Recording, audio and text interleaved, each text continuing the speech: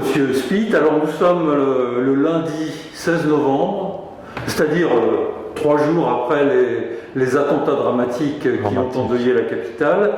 Et nous sommes là pour évoquer votre carrière aéronautique, qui est une carrière longue et brillante, dont vous allez nous parler si vous le souhaitez. Alors peut-être pour commencer, pouvez-vous nous dire qu'est-ce qui vous a conduit à devenir un spécialiste de l'aviation? C'est difficile de commencer à quel moment j'ai quand même perçu le mot avion. Je dis c'est pendant la guerre, parce que pendant la guerre, j'avais 7-10 ans, et toutes les 2 ou 3 nuits, j'habitais déjà à Auteuil chez mes parents, nous avions alerte, il fallait descendre à la cave, parce qu'il allait y avoir des bombardements. Je disais, mais comment est-ce qu'on peut faire avec des engins qui volent et qui nous envoient des bombes? Alors, on ne voyait pas beaucoup d'images. Évidemment, la télévision n'existait pas, il faut se remettre dans le contexte de l'époque. Et ça m'a toujours turlupiné jusqu'à l'arrivée de la Libération. Bon, après, je suis rentré au collège à Jean-Baptiste Osset, et puis je pensais toujours à l'aéronautique. Et en 1949, il y a eu le premier salon de l'aéronautique d'après-guerre qui s'est tenu au Grand Palais. Et je suis allé voir les premiers avions en 1949. Bon, encore 2-3 ans ont passé. Je suis rentré à l'École nationale supérieure des arts et métiers à l'école de Châlons en 1952. Et puis, les premières années sont des années d'études générales. Mais quand en 4e année, à Paris, l'année 55-56, bien sûr, je me suis orienté vers l'aérodynamique, la soufflerie, la physique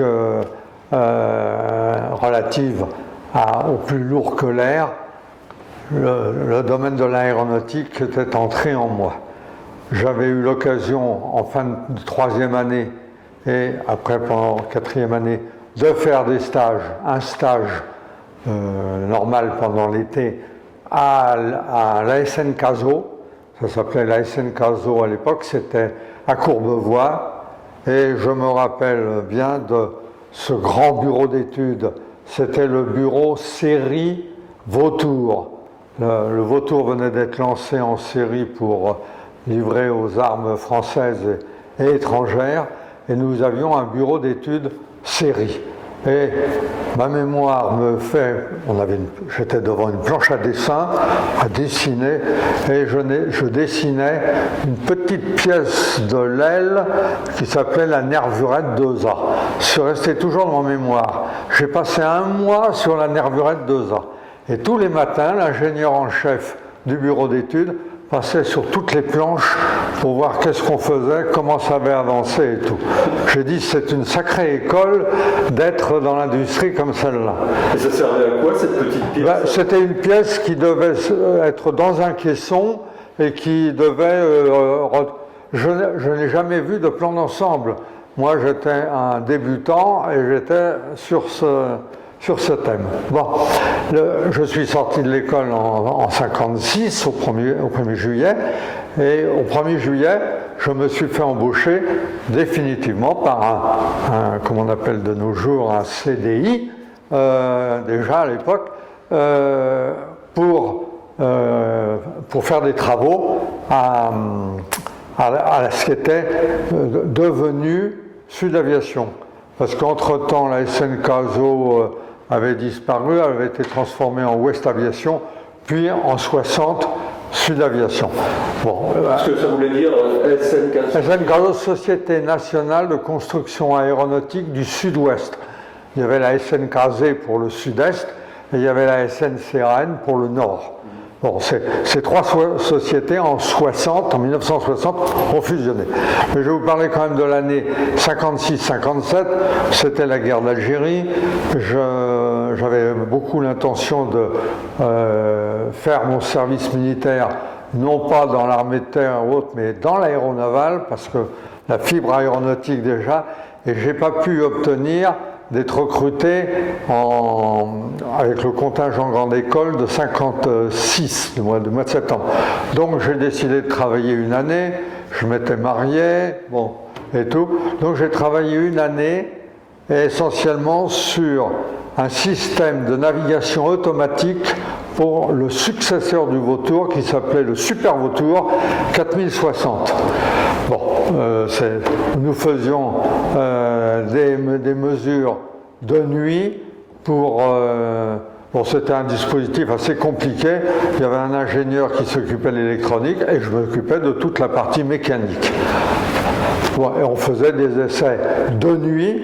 Alors, on a commencé un peu sur les toits de Courbevoie, mais la lumière de Paris réfléchissait trop dans les nuages et on était obligé d'aller souvent à Villaroche. Villaroche où il y avait un grand centre et de la Seine-Cazaux, puisque c'était les hélicoptères qui étaient là-bas, et bien sûr à côté, il y avait la SNECMA, déjà à l'époque. Bon, et j'ai fait ça pendant une année, de nombreux essais et tout, et puis en septembre 57, c'est-à-dire un an plus tard, j'ai été admis dans l'aéronautique navale pour faire mon service. Alors, je suis parti un mois à Brest pour faire, bien sûr, il fallait apprendre à ramer, hein, dans la marine, c'est toujours comme ça, on ne sait jamais. Puis après, j'ai suivi les cours 5 mois à Rochefort pour devenir ingénieur mécanicien. Alors, c'était des cours vraiment d'aéronautique dans tous les domaines, y compris les moteurs, avec des travaux pratiques tous les jours. Et puis, ça a duré à peu près 6 mois. Et au mois d'avril, nous avons eu les affectations. Et par concours de décision entre tout le monde, enfin bon, je vais passer là-dessus, je me suis trouvé affecté à la BAN 56S d'Agadir.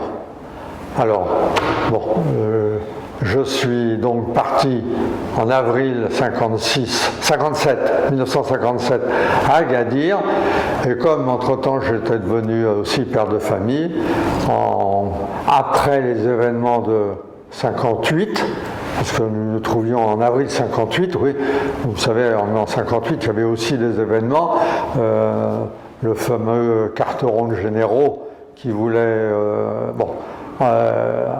lancer les parachutistes sur Paris et tout. Les avions de ligne n'existaient plus entre Paris et le Maroc, ce qui fait que ma femme et ma fille ne sont arrivées que vers le mois de juin ou juillet. Je ne me rappelle plus exactement. Et nous avons travaillé. Alors moi j'étais à la base aéronavale, je faisais des cours pour les mécaniciens qui voulaient passer leur brevet supérieur. Cours d'aérodynamique, j'avais un petit staff d'un ingénieur, un maître principal, des maîtres, 2 ou 3 seconds maîtres, et on faisait les travaux, et on faisait aussi beaucoup de vols sur le Languedoc Bloc 161, qui avait un très grand tableau mécanicien et qui permet de former les futurs mécaniciens d'aéronautique navale aux travaux sur les avions. Bon, nous, à l'époque, nous faisions, je ne sais plus, 30 mois, ce qui fait que je ne suis revenu à Paris que début 1960. J'ai passé donc plus d'1 an et demi, presque 2 ans, à Agadir. Bon, c'était pas le Club Med, comme me disent certains de mes copains qui disent « Ouais, mais tu étais là-bas, tu étais au Club Med ». C'était pas du tout le Club Med parce que on travaillait beaucoup, il y avait quand même toute la sécurité, on faisait de nombreux vols, soit avec les blocs 161, soit avec des Ju 52 pour aller sur la vallée du Drap, parce que la vallée du Drap servait à amener les armes au FLN, donc on suivait les caravanes, et quand elles arrivaient du côté de l'Algérie, Tindouf ou par là, on leur signalait qu'il y avait une caravane qui allait arriver. C'était le travail après des bifins. Bon. C'était uniquement de la reconnaissance On faisait de la reconnaissance aérienne avec des photos, parce que dans la journée, les caravanes étaient stoppées, mais la nuit, elles se déplaçaient et on arrivait à suivre les traces et on prenait de nombreuses photos qu'on développait dans la journée. Le jour suivant, on savait où est-ce que la caravane était passée. Il y en a quelques-unes qui nous ont échappé parce que le désert est assez grand, mais c'était quand même assez intéressant. On avait aussi l'occasion d'entretenir des avions comme le SO-95 et le SO-94. Le SO-95 qui s'appelait Corse, qui était un petit bimoteur avec des moteurs Renault 12 cylindres en V, qui servait surtout à faire les liaisons des officiers avec Casablanca, Rabat, mais des fois il allait plus loin. Et alors quand on avait des avions qui revenaient de France, des Lancaster ou autres, qui étaient en panne, il fallait emmener l'équipe de dépannage, les ramener. Bon, j'ai eu l'occasion de faire quand même, pendant mon service militaire, un certain nombre de vols. Voilà.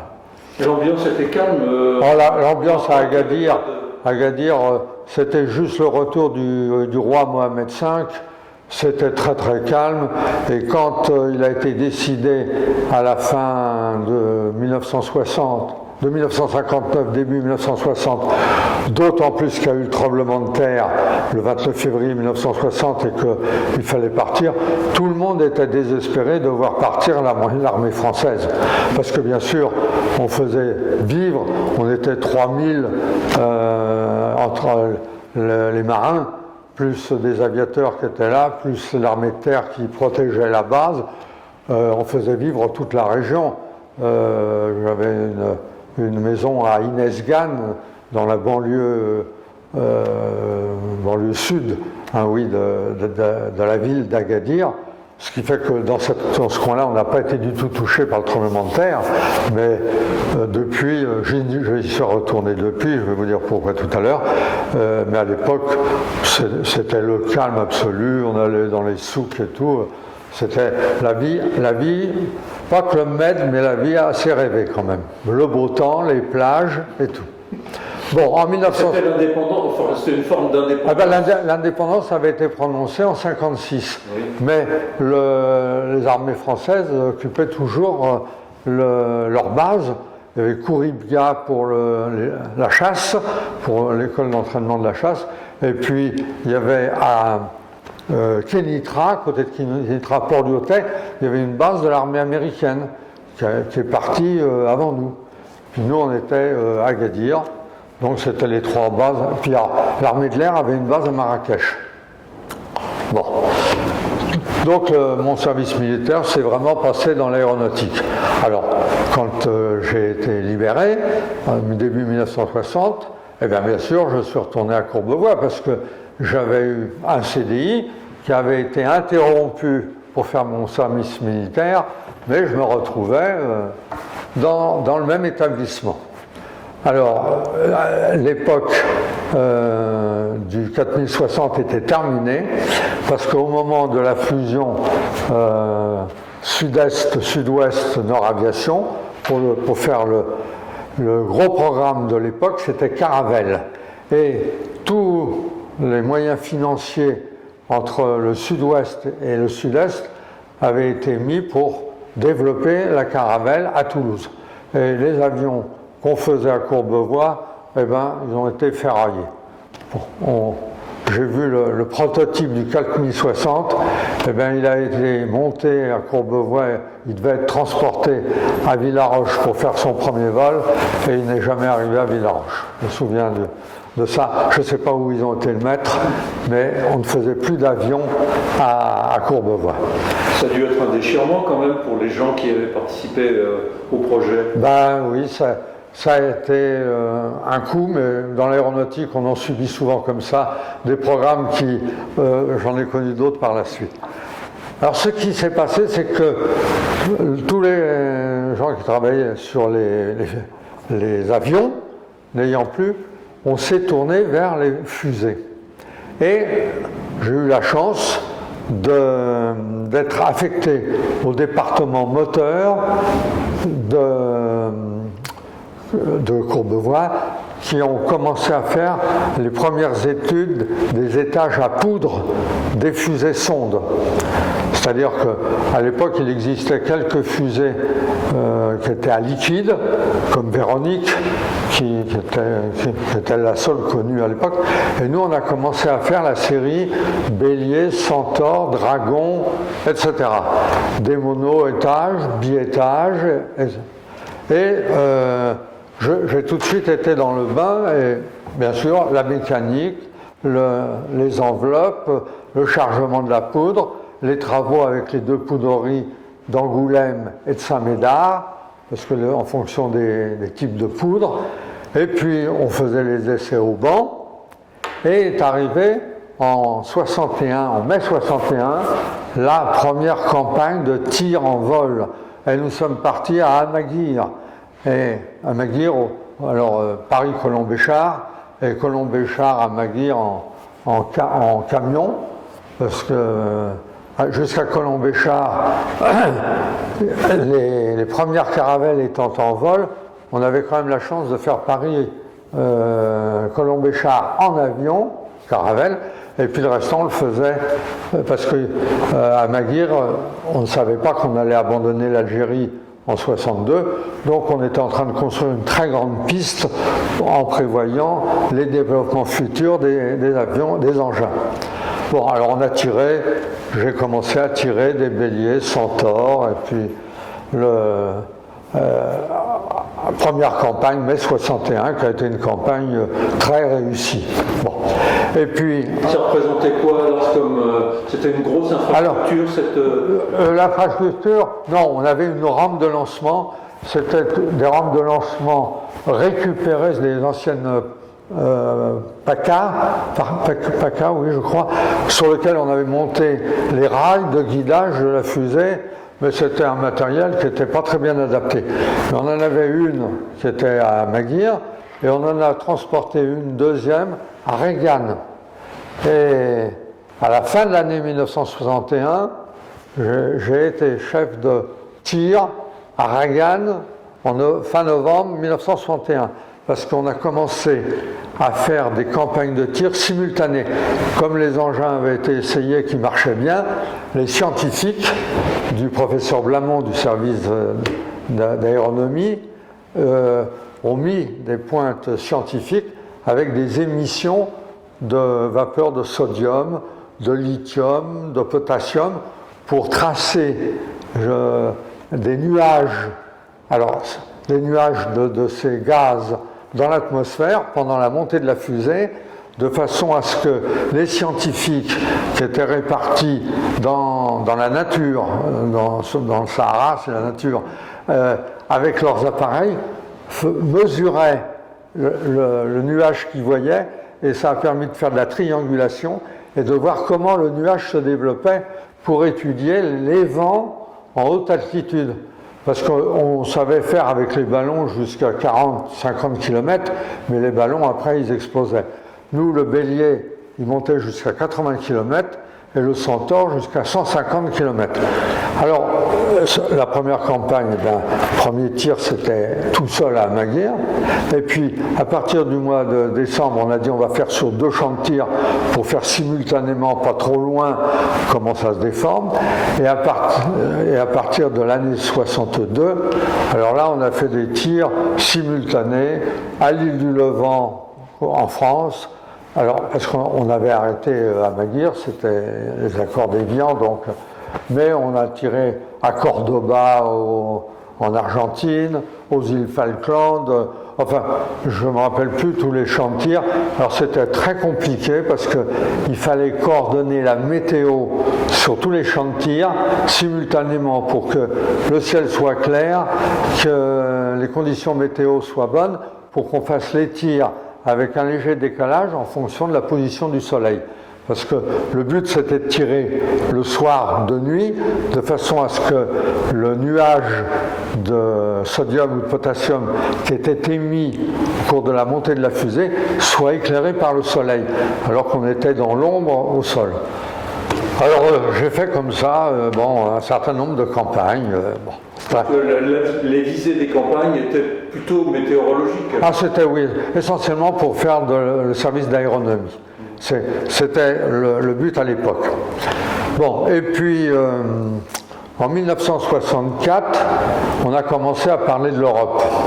Ah oui, alors juste avant, après avoir fait ces tirs, il a été créé à Courbevoie une unité d'ingénieurs de marque.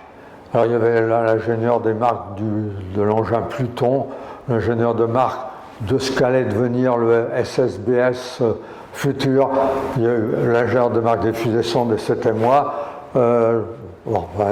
Ma mémoire me fait penser ça. On était rattaché à Michel Thomas, j'ai bien connu après toute sa carrière, et on était devenu ingénieur de marque et on coordonnait à la fois la fabrication, les campagnes de tir, etc.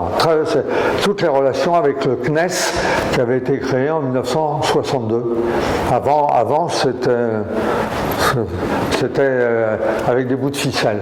Après, il y a eu le CNES qui a dirigé la recherche spatiale française. Et ça représentait à peu près combien de personnes, tout ça, les campagnes et tout ça? On partait toujours 25 ou 30. Hein. Oui, plus l'infrastructure qui était sur place. L'infrastructure était sur place. Ça. Oui. Il fallait une base avec la logistique de la base pour le couchage, la nourriture, la sécurité, enfin, etc. Oui, parce qu'il y avait quand même parallèlement encore la guerre d'Algérie. Oui, elle s'est terminée qu'en 62, donc au début c'était... Vous en avez souffert un peu? Enfin, est-ce que ça a une influence sur les travaux que vous meniez? Non, parce que quand nous sommes allés à Reagan notamment faire la campagne en fin novembre, début décembre, on était tout à fait, la base de Reagan était très bien gardée, les tirs de Gerboise avaient eu lieu, donc on était dans les souterrains et tout, c'était même confortable, hein. À l'extérieur il faisait 50-55 degrés, mais nous on était bien. L'anecdote que je peux raconter, c'est que quand la campagne a été finie, le 21 ou 22 décembre, on a sauté dans un transal de l'époque pour aller jusqu'à Alger. Et puis, un nord 2501, alors peut-être? Oui, c'était un nord Atlas 2501. Bon, faire Reagan-Alger 4 heures en 2501, c'était triste. On s'est posé à Maison-Blanche, et puis là, on nous a dit, on ne sait pas quand est-ce qu'il y aura un avion pour entrer en France. Alors vous allez aller, on vous a retenu les chambres dans un hôtel, je ne me rappelle pas du nom de l'hôtel, et alors quand on a fait en taxi le trajet Maison-Blanche, oui c'était Maison-Blanche, oui, Maison-Blanche, l'hôtel, on entendait des tirs, on était planqués dans le taxi en se disant notre campagne elle a bien réussi, mais c'est peut-être nous qui n'allions pas réussir. Enfin bref, on est resté 2 jours, et puis le 23 décembre, on nous a dit, il y a une caravelle qui va arriver, alors vous reprenez un taxi pour arriver à Maison-Blanche et vous embarquerez sur la caravelle. Et je suis rentré à Paris la veille de Noël. Bon, bien content. Et votre famille là-dedans, elle était... ma famille était en France. Oui, c'est ça, mais votre épouse ne devait pas... non, parce que quand on est rentré au début 60 d'Agadir, après, moi, j'étais salarié de Courbevoie, on avait un appartement à Bobigny et tout. Non, on vivait une vie normale, hein, pendant les déplacements, les choses comme ça. Qui ne durait pas trop longtemps. Des fois, ça durait 15 jours, 3 semaines. Mais ça a été pire après. mais vous n'avez pas participé au tir vraiment d'essence un peu nucléaire, enfin les essais... Non. On n'a rien à voir avec le nucléaire. Oui, c'était d'autres équipes. Oui. On a une de nos fusées Centaure qu'on avait très bien suivie, qu'on savait à peu près où elle était retombée, à environ 80 km du point de... On a essayé d'aller dans le désert pour la retrouver, mais il faut savoir qu'une fusée qui redescend verticalement à la vitesse où elle descend, elle s'écrase, parce que j'en ai revu une après, elle fait 4,50 m, 5 mètres de long, c'est un petit tas de 30 cm complètement pilé, qui a fait un crater et impossible de retrouver. Bon. Donc on ne savait pas, on défrichait tout. Et puis alors en 64, j'étais ingénieur de marque, tout allait bien, et s'est créée la COPERS, la commission préparatoire pour l'Agence spatiale européenne. Et alors, le directeur des fusées-sondes, qui était un colonel belge, parce que la COPERS c'était tous les pays d'Europe, est venu voir le directeur technique de Courbevoie, M. Moravel, pour lui dire il faut que vous me détachiez un ingénieur français, parce que en ce moment il y a beaucoup d'anglais, mais il n'y a pas de français. Alors s'il n'y a pas des français qui viennent aussi, eh ben ça va être une COPERS britannique, mais ce ne sera pas européen. Alors à l'époque on a cherché qui? On a dit Spitt, ingénieur de marque. Bon, ben, il sait tout ce qu'il y a sur les fusées-sondes. Allez, hop. Alors, un soir, je suis rentré chez moi, j'ai dit à ma femme, tiens, je vais peut-être changer de boulot. Alors, elle me dit, ouais, je lui dis toujours dans les fusées. Bon, elle me dit, c'est au sud de la Loire. Je lui dis, non, c'est en Hollande. Ah, bon. Et alors, je suis parti en 64, fin 64, en Hollande, et comme l'établissement de Hollande n'était pas construit, nous étions dans l'université de Delft. Nous on dit Delft, on dit Dalft. Et donc, j'ai passé une année à Delft, l'année 60. J'y suis arrivé que fin 64, début 65. Alors je logeais là-bas dans un hôtel, et tous les vendredis soirs, je reprenais le TEE, Trans-Europe Express, le vendredi soir qui me ramenait à Paris. Je passais le samedi, le dimanche en famille, et le lundi matin, je reprenais le TEE qui m'amenait à 11h du matin à Rotterdam, et Rotterdam-Delft, c'était tout à côté. J'avais fait ça pendant un bon bout de temps. Parce que nous avons commencé à avoir des champs de tir de l'ESTEC. L'établissement, c'était European, ESTEC, c'était European, je ne sais même plus. Enfin, l'ESRO, c'était European Space Research Organization, et l'ESTEC, c'était l'établissement technique en Hollande. Ils ont mis 1 an pour le construire à Noordwijkenzee. Au nord de Den Haag, de La Haye, au sud d'Amsterdam, au niveau de Leiden. Donc on a commencé à faire des tirs en Sardaigne, à Salto di Quira. Alors en Sardaigne, c'était 100 km au nord de Cagliari, à peu près, et parce qu'on tirait en mer, pour que ça retombe dans une zone pas trop fréquentée. Et le chantier, il s'appelait Perdas de Fogu, la terre perdue. Bon.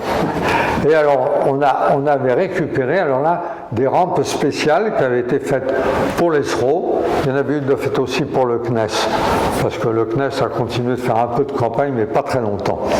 Et puis, on avait une rampe de lancement, alors dernier modèle, télécommandé, tout, enfin très bien. Et on faisait des campagnes dans l'atmosphère, pareil.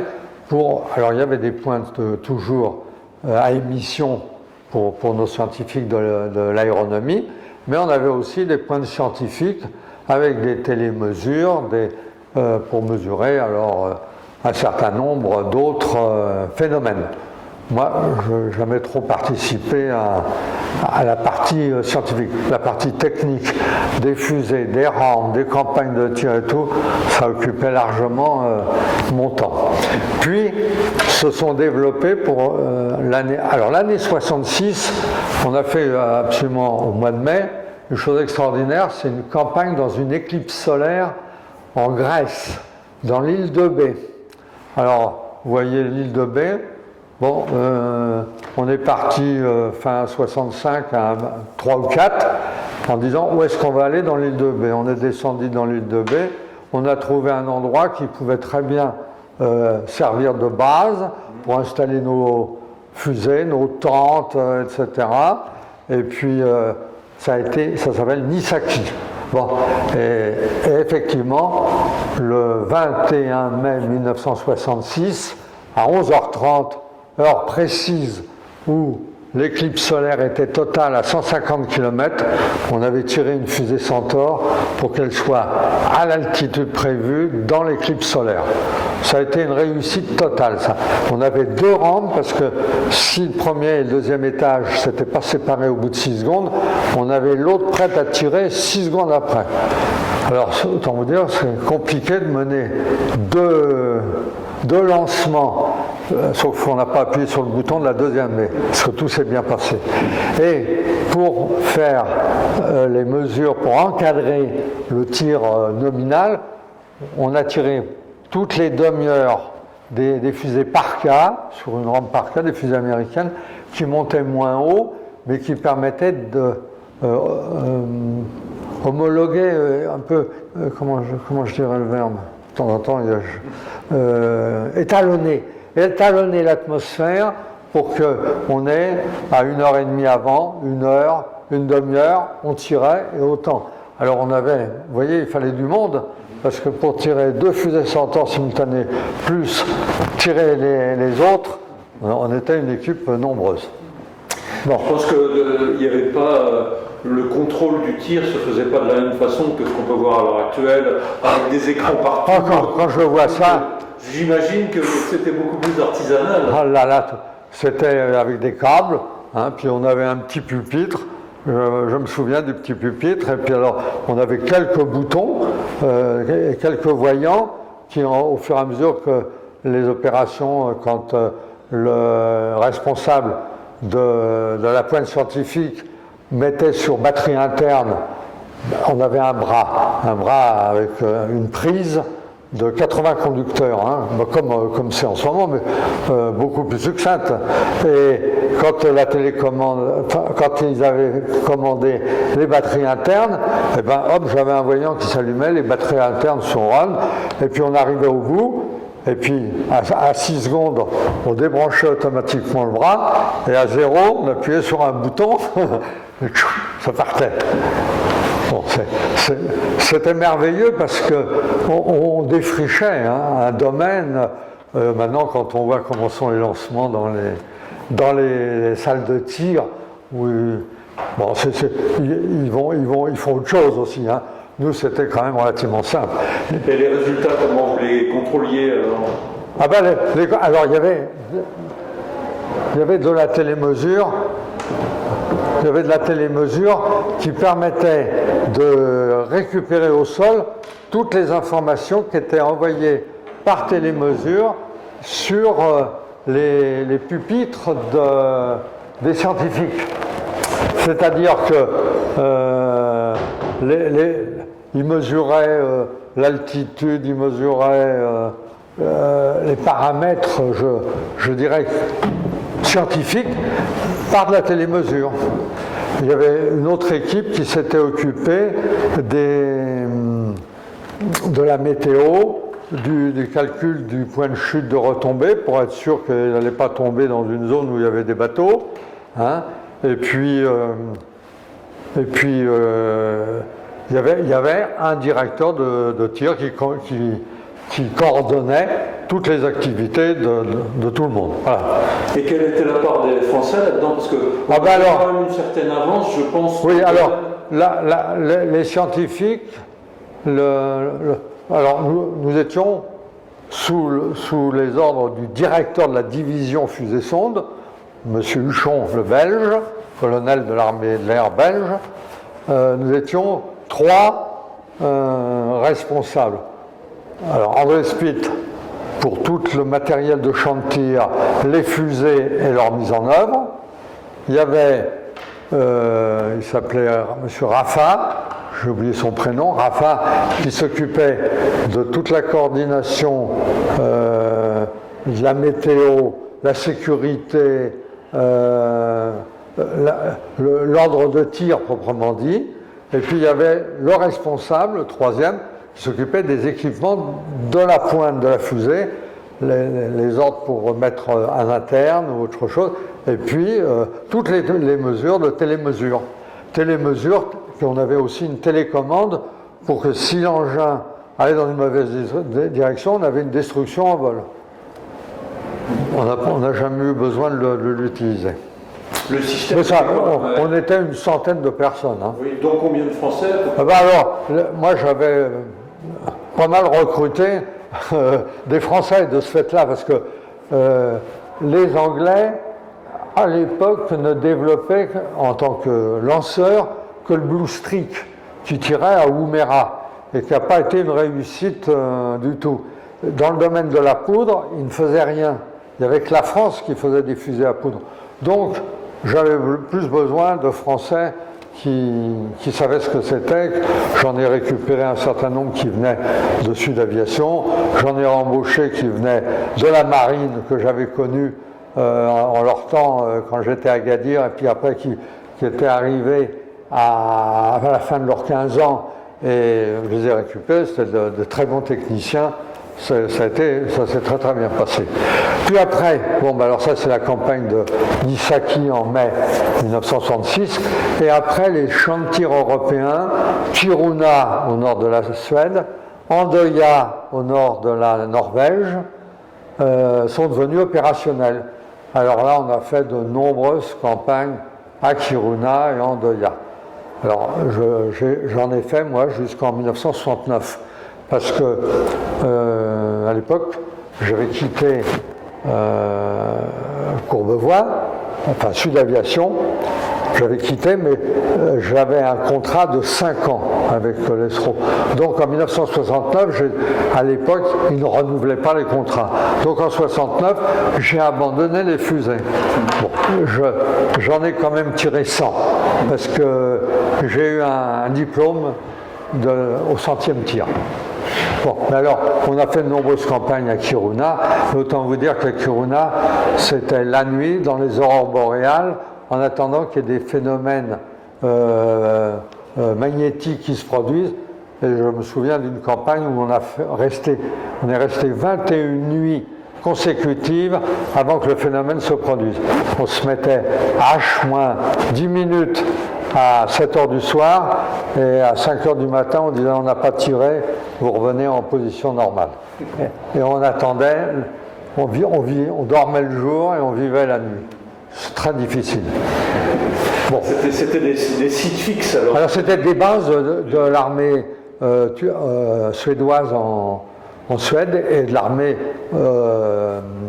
norvégienne à Andøya. Andøya, dans l'île d'Andøy, c'est une région superbe parce qu'on a eu le temps d'aller visiter, moi, Tromsø. Je suis resté toute ma vie en admiration devant Tromsø.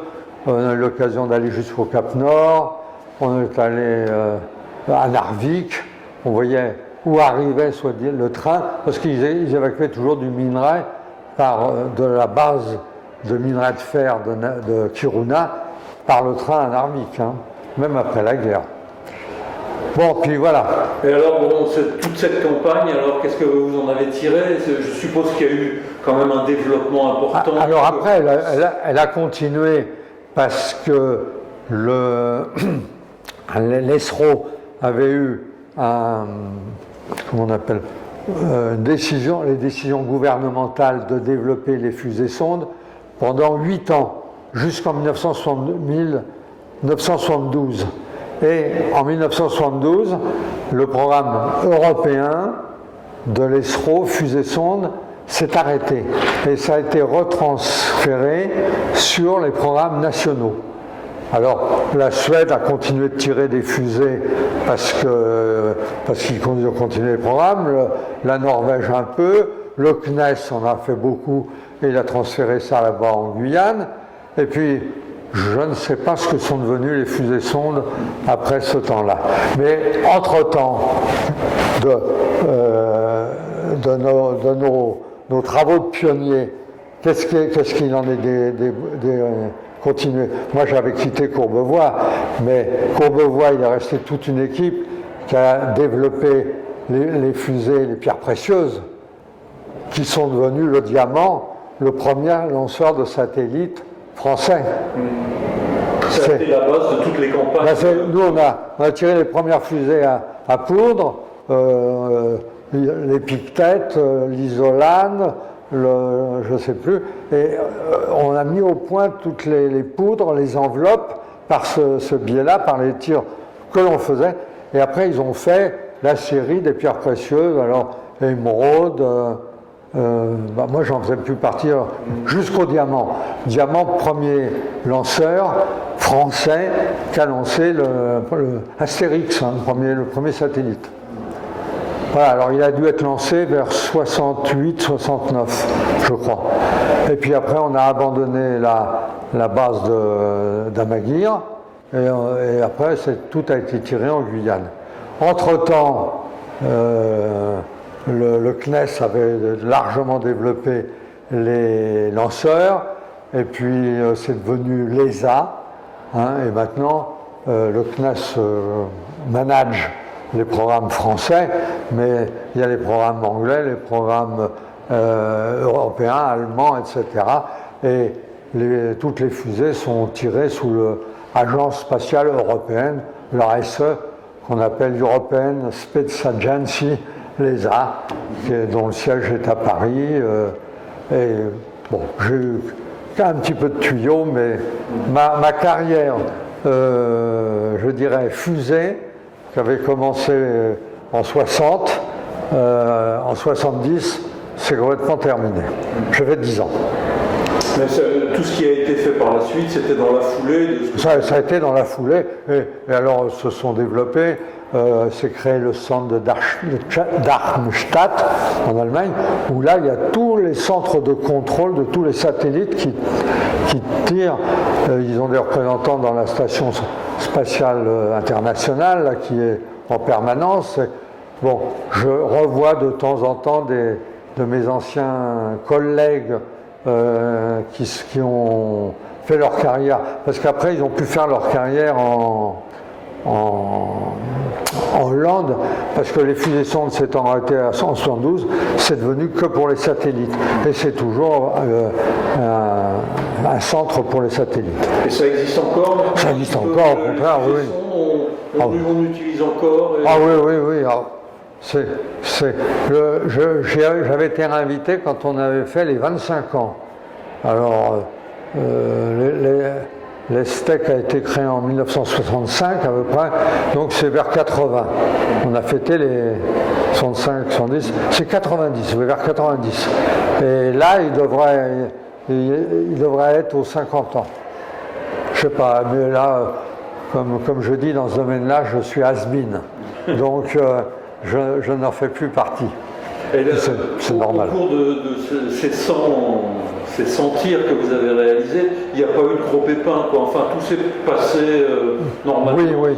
Vous n'avez pas de souvenir de... Non, j'ai juste un souvenir du bras extracteur qui devait s'extraire à 6 secondes pour libérer la fusée et puis qu'elle parte.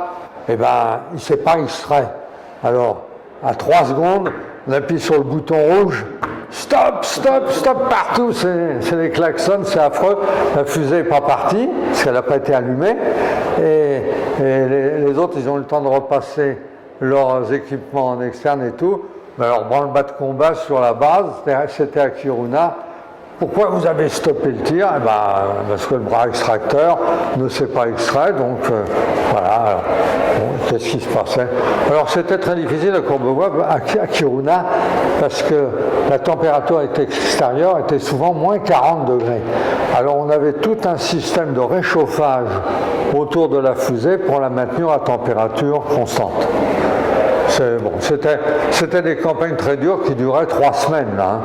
Et bon, alors, pendant 3 semaines, eh ben, oui, on abandonnait la vie de bureau, la famille et tout, et puis on revenait.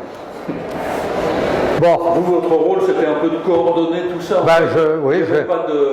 C'était pas des points techniques. Ah ben des points techniques, j'avais tous les techniciens chacun avait les allumeurs, les ceintures de séparation, les fusées de mise en rotation, enfin, etc. Tous les fonctionnements de la rampe de lancement. Ah, il y avait toute une équipe, mais c'était pas surveillé sur des écrans, on allait visuellement voir si ça marchait. C'était avec de la ficelle et des... Ouais. C'est vous qui alignait toute cette équipe. Ouais, ouais. Et il y a eu, j'étais pas, un seul incident à Maguire, mais c'est dans l'année 62, oui, où il y a le système de séparation des deux étages qui s'est mis à feu sur la fusée. Alors le deuxième étage, ben, il a été commandé, il est parti à l'horizontale, et le premier étage est resté parce que le système de séparation, c'était un système de ceinture à charge creuse. Ben, il n'aurait jamais dû fonctionner parce qu'il y avait des sécurités. Alors il y a eu 2 ou 3 qui ont été brûlés. Enfin bon, on n'a pas eu de décès. Hein. Et vous suiviez un petit peu les incidences que ça avait, toutes ces expériences. Est-ce que... Oui, alors de temps en temps, on faisait des séances de débriefing avec le professeur Blamont pour savoir qu'est-ce que ça avait donné, à quoi ça avait servi et tout. Alors ça a beaucoup servi après pour la mise en œuvre des satellites, parce que les satellites traversaient ces couches et qu'il fallait notamment les SSBS les guider. Il y avait des tuyères tournantes qui orientaient la fusée. Et toutes les études qu'on a faites dans les années 60-65 ont été très utiles pour la suite des programmes. C'était pas grand-chose, mais ça a servi. Et vous étiez en relation aussi avec la météo nationale, quoi? Enfin, il y avait... Moi, je me suis jamais occupé de la météo. J'avais assez avec mes fusées, mes lancements, les équipes et tout. Chacun un petit peu dans son domaine. D'accord. Donc après, vous êtes passé à autre chose. Alors donc en 69, eh ben, mon contrat étant terminé, j'ai dit bon ben je rentre en France. Et alors là, bon, je vais passer sur les détails, mais le directeur Courbevoie fermait. Donc Courbevoie a fermé en 1969. Ça représentait combien de... Oh, à Courbevoie, il y avait l'usine qui fabriquait toujours les fusées sondes. Il y avait l'ancienne CEREB qui s'occupait du SSBS, du MSBS, qui faisait les cônes de rentrée, etc. Il y avait 2000 personnes à Courbevoie. Qui dépendaient toujours de Sud Aviation? Oui, c'était toujours Sud Aviation. Et alors, quand ça a fermé, l'année suivante, 1970, la fusion Sud Aviation, Nord Aviation, CEREB fait Aérospatiale. C'est l'année suivante. Alors, en 69, eh bien, petit à petit, les équipes allaient soit à Cannes, soit au Mureaux, parce qu'on venait de construire l'usine des Mureaux, soit à Issac, près de Bordeaux, parce qu'il y avait près de la poudrerie là-bas, soit à Bourges, parce qu'il y avait aussi une usine d'engins. Enfin, on répartissait tout le monde. Et moi, quand je suis revenu, j'ai dit, ben, je veux plus faire d'engins, je veux plus faire de fusées et tout. Je veux aller dans les hélicoptères. Et vous n'avez jamais eu, vous, à travailler dans les propergoles alors Ah non, les propergoles liquides, je ne sais pas ce que c'est. Je ne sais pas. Parce que même quand des fois ils tiraient une Véronique à Colombéchard au début, à Maguire, je ne sais pas comment...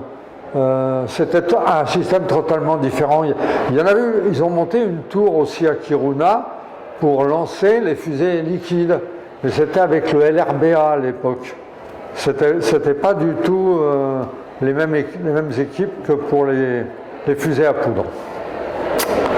Bon, alors pour faire vite, je suis revenu et puis, bon, après des tracasseries et tout, je me suis fait recruter à La Courneuve.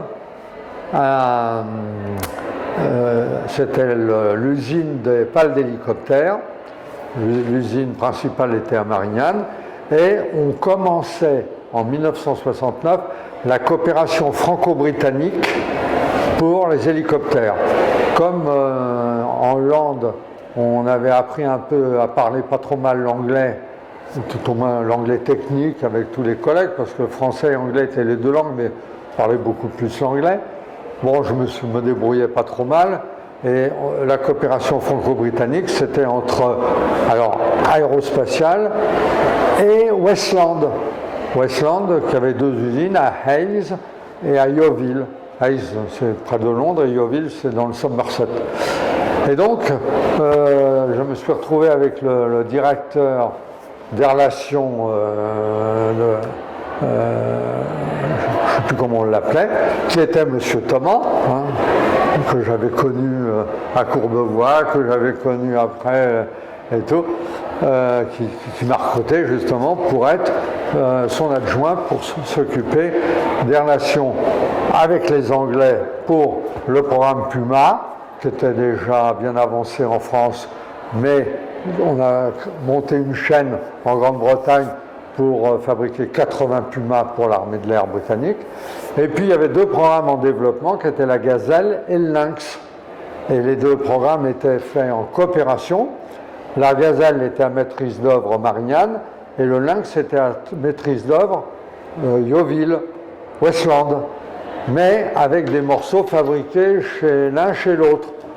Alors autant vous dire que la coopération de tous ces ensembles-là, où dans les dessins on ne parlait pas la même langue, c'était des pouces, c'était des centimètres, Bon, j'ai passé 69, 70, 71, 72, 73, 5 ans absolument extraordinaires à coordonner tout ça, à faire les réunions avec les services officiels de la DTCA, la Direction Technique des Constructions Aéronautiques, qui existait à la porte de Versailles, le service STAE, Service Technique de l'Aéronautique, pour toute la partie développement, et le SPAE, Service Production Aéronautique, pour toute la partie de la production après en chaîne des avions. Et on faisait tous les 3 mois une réunion comité directeur, avec les motoristes.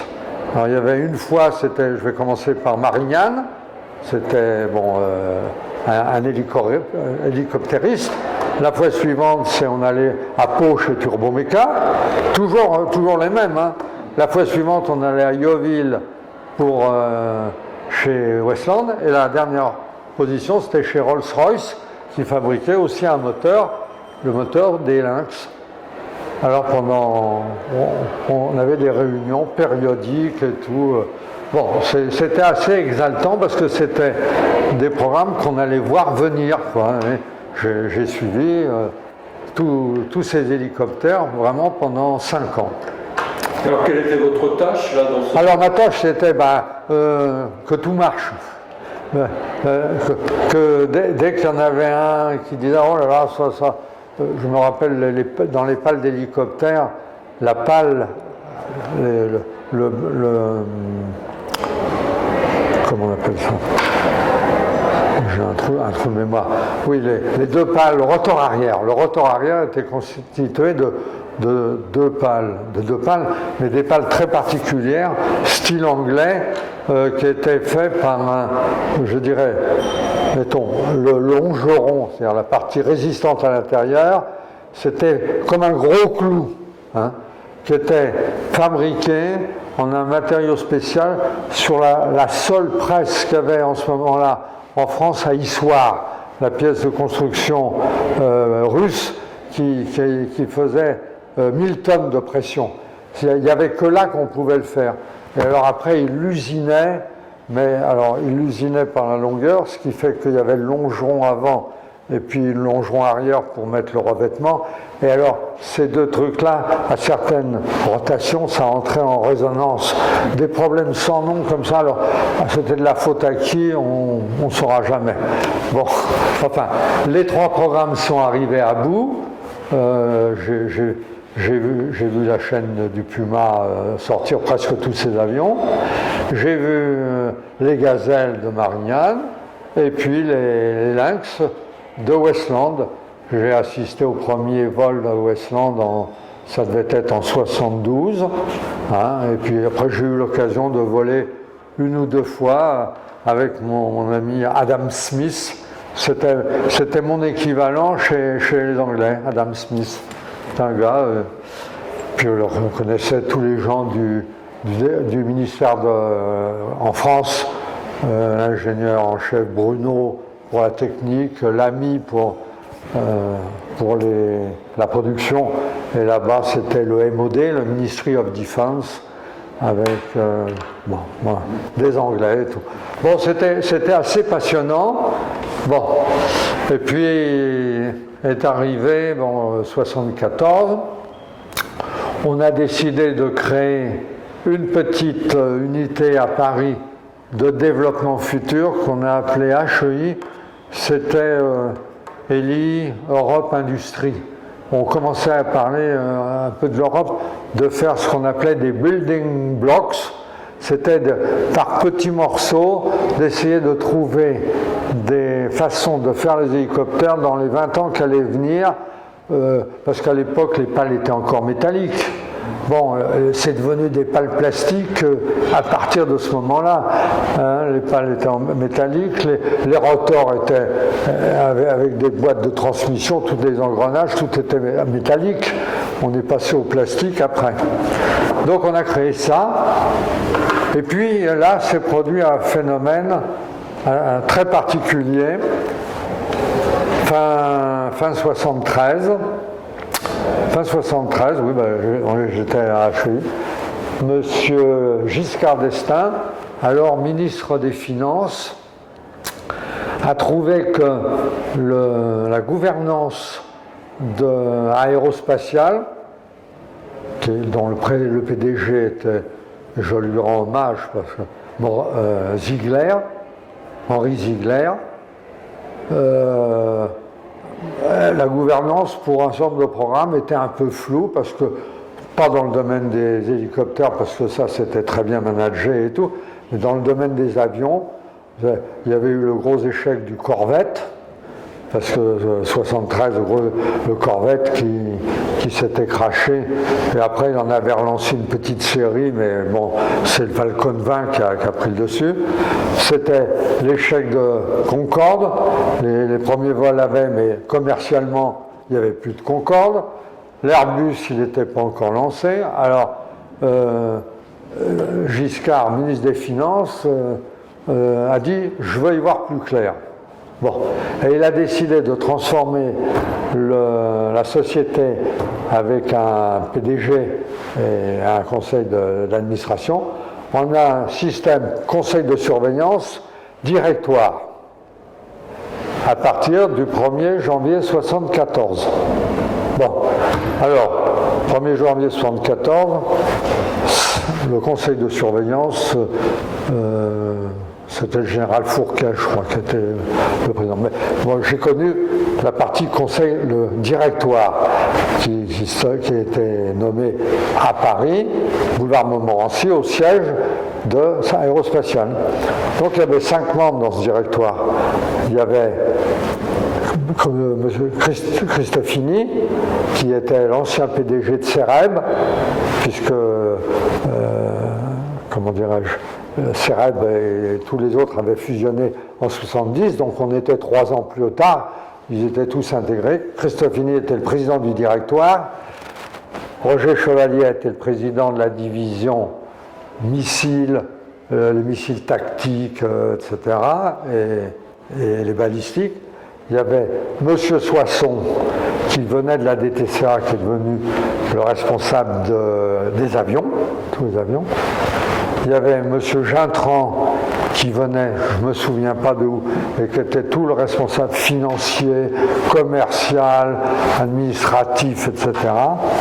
Et un monsieur qui s'appelait Jean Mascard, qui était le directeur de la comptabilité générale comptabilité générale et administration du ministère des Finances, mais qui était aussi, on en a longuement parlé avec lui, un énarque de la première année de l'ENA que M. Giscard d'Estaing et M. Mascard ont fait ensemble en 40, je ne sais plus combien, 6, 7, 8 par là. parce que moi j'ai pas fait l'ENA, alors j'ai toujours un doute. Donc, pour surveiller les hélicoptères et les filiales, eh ben, M. Mascard a été nommé le 5e membre du directoire. M. Mascard arrive boulevard Montmorency, tout ça. Et qu'est-ce qu'il fait au bout de 3 semaines? Il demande à M. Legrand, directeur de la division, vous me trouvez un ingénieur de votre division qui connaissent les hélicoptères, qui connaissent les Anglais, qui se débrouillent bien là-dedans et tout. Eh bien, tu habites de préférence Paris et tout. Alors, j'étais dans une petite unité HEI, eh bien, on m'a dit, vous allez prendre un rendez-vous pour aller voir M. Mascard. Alors là, les bras m'en sont tombés parce que c'était plus du tout, plus la technique, c'était bon. Hein. Et alors, bon, j'ai vu M. Mascard le 21 janvier 1974, et après une longue conversation, eh ben, il m'a pris comme assistant. Alors me voilà parti au siège, assistant. Alors on abandonne la technique, un assistant d'un membre du directoire, eh ben, il a tout le boulot administratif, tout le courrier dispatché, pour les hélicoptères et toutes les filiales. Et de ça, s'il y en avait. Alors, ce système a bien marché pendant 2 ans. Mais je vais revenir un tout petit peu là-dessus. Ça a marché pendant 2 ans parce que M. Giscard d'Estaing a été élu président de la République en 1974. Donc, ce qu'il avait vu comme quand il était au ministère, il n'y avait plus beaucoup d'intérêt pour lui, président de la République.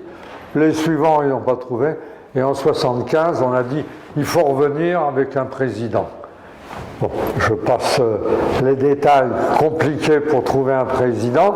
Et au mois de décembre 1975, c'est le général Jacques Mitterrand qui a été nommé président de l'aérospatiale.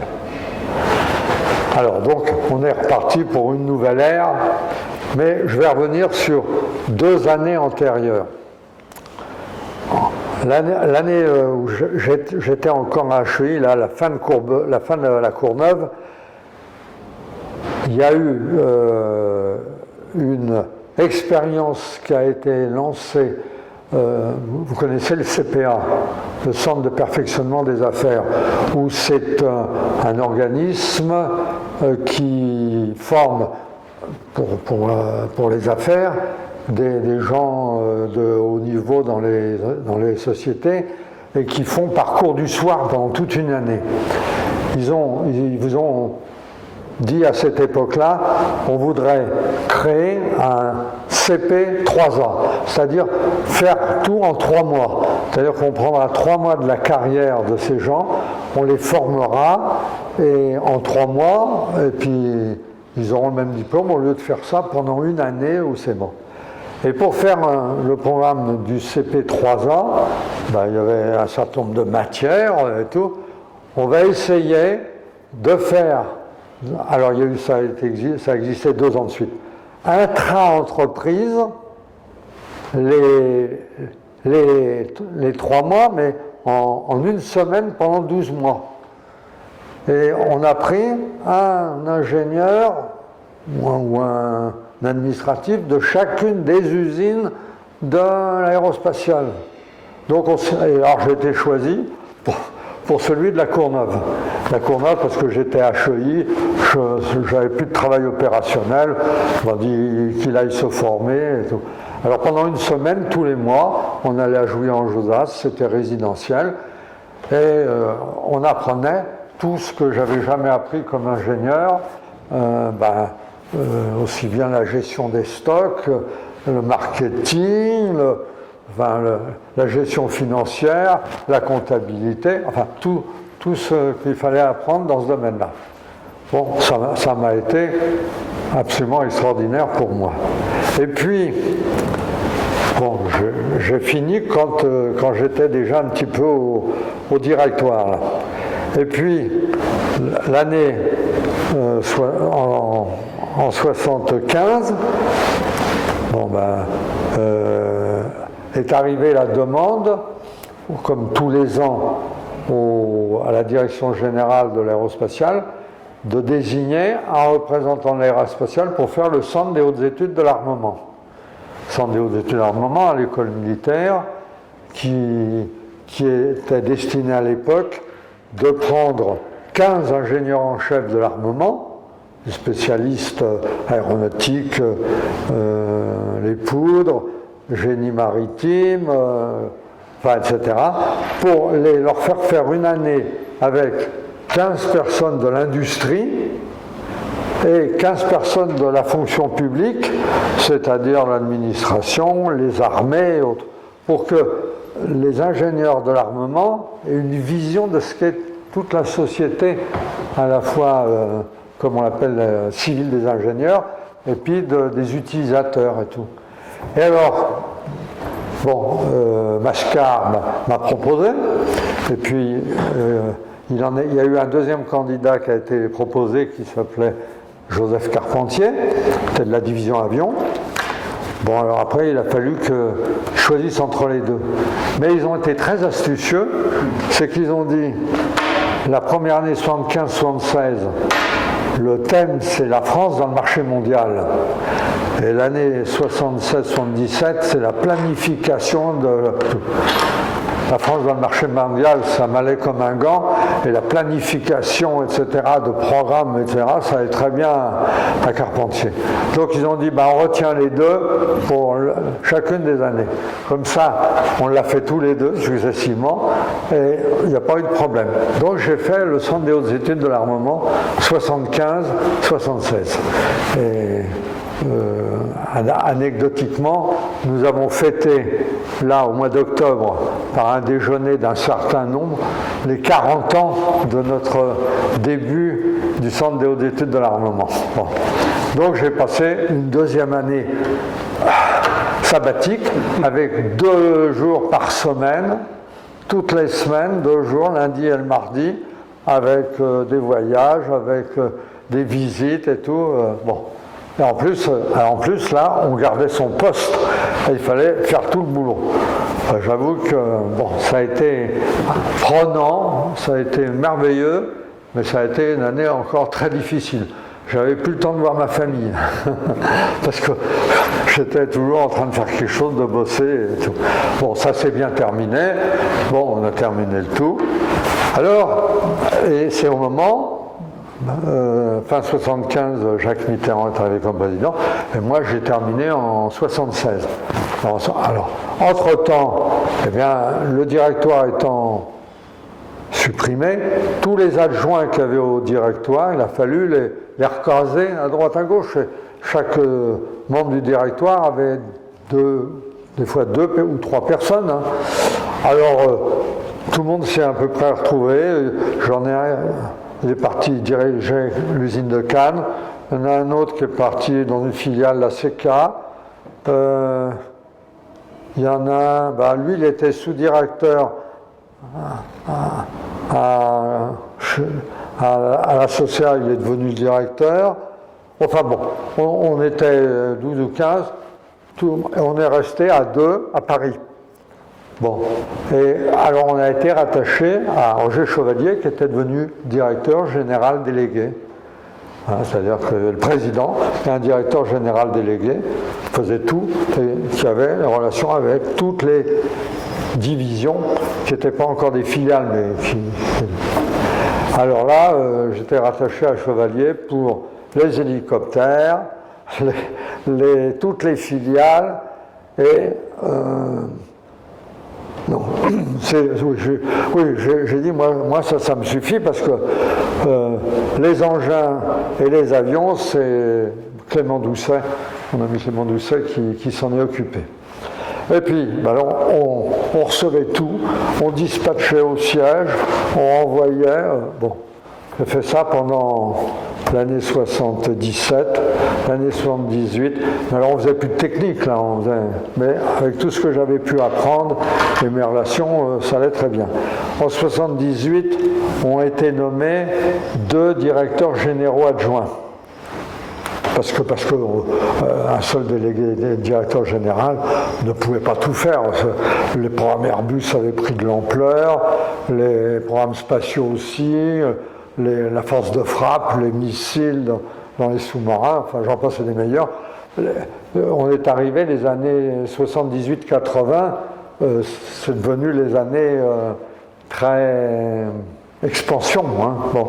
Alors il a été nommé 2 directeurs généraux adjoints, un pour la partie financière, commerciale, communication, etc. Et un pour toute la partie technique. Il avait le contrôle de rattacher. Bon, alors moi j'ai été rattaché à ce monsieur. Et donc j'ai continué pendant quelques années à suivre les hélicoptères. Bon, mais alors entre-temps c'était toujours des divisions. Donc je m'occupais des hélicoptères et j'ai été nommé administrateur de chacune des filiales, représentant l'aérospatiale. Alors, bon, ça c'est une vie aussi passionnante. Quand, je sais pas, les gens qui sont administrateurs dans les grandes sociétés, bon, ils ont peut-être des adjoints qui leur préparent pour le conseil d'administration, mais moi il fallait que je m'occupe de préparer les conseils d'administration de chacune des filiales. Alors, la CK au Bourget, la Sogerma à Bordeaux, la Socea à Rochefort, EAS au Bourget. Qu'est-ce qu'il y avait encore? J'en oublie une. Maroc Aviation. Et Maroc Aviation qui était au Maroc, j'en suis devenu en même temps l'administrateur délégué. C'est-à-dire que j'allais tous les 15 jours passer quelques jours au Maroc pour faire fonctionner l'usine, la développer, aux grandes dames de certains directeurs qui disaient « il faut tout arrêter au Maroc ». Quand je vois ce que c'est devenu, Maroc Aviation à l'époque, on était 20, on travaillait pour les forces, l'armée royale air, pour réparer leurs équipements aéronautiques. Moi j'ai amené un peu de travail, du travail de câblage et autres.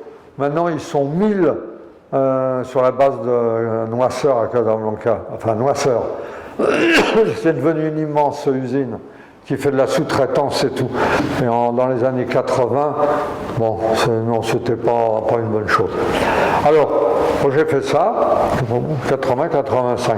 Puis en 85, eh bien, événement, changement de président, 83. Jacques Mitterrand était arrivé à ses 85 ans. Et Henri Martre venait d'être nommé président, directeur général de Aérospatiale, SNIAS, Société Nationale Industrielle Aérospatiale. Bon, je dis toujours aérospatiale parce que SNIAS, ça ne me plaît pas. Et alors, lui, bon, il voulait tout reprendre en main et tout. Et alors, le directeur général adjoint technique arrivé à 65 ans. Alors, bon à la retraite. Pas un moment de plus. Oui, il faudrait qu'on trouve un système pour mieux l'attacher. Et puis, le directeur délégué, enfin général, oui, finance, il faut que ça tienne de lui-même. Finance commerciale et autres, qui était un énarque, ça doit être pour des...